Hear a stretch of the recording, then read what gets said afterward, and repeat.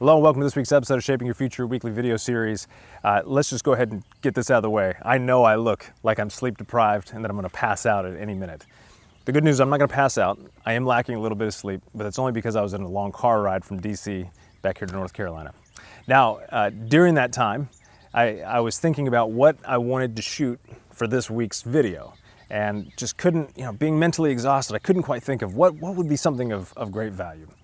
And it reminded me of the last time I was in a car for 6 hours, and that was with my father when we were driving back from Ohio back to North Carolina. During that time, we started talking about our own personal experiences, and what I want to share with you today is something he shared with me that I think can have a tremendous impact on the way that you view your life, the way that you view your goals and aspirations, and how those things start to play out. So during that conversation, what I started to realize is that for years I had been confusing need with desired outcome. Now here's the reality. There are only three areas essentially that we need. And by need, I mean if we don't have them, we die. And that is food and water, shelter, and clothing, right? Everything outside of that is a luxury. So if I was confusing need with desired outcome, then it wasn't really a need at all. Now the reason why this is important is because desired outcome is also a choice.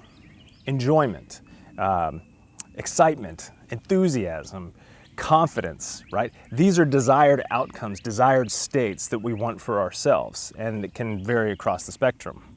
Now, for myself, what I started to realize, my big breakthrough was realizing that those desired outcomes are decisions that I have to make.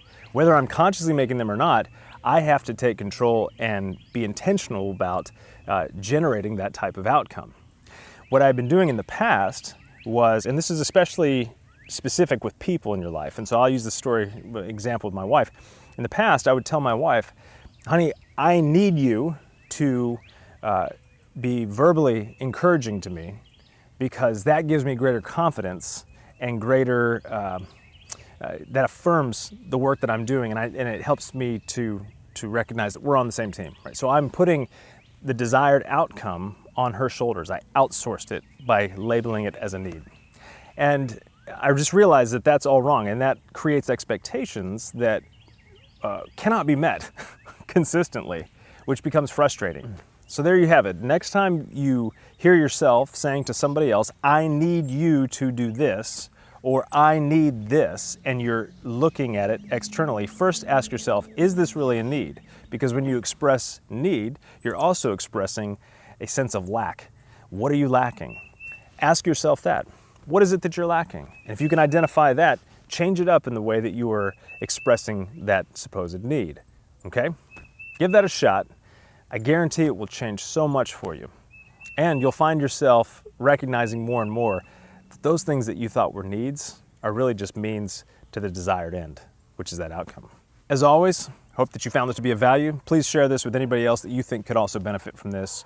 And I always love to hear from you, and I appreciate those of you that do comment or send emails back out to me about different areas that you'd like to see on video.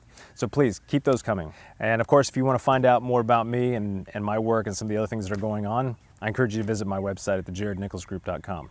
All right, I look forward to seeing you next week.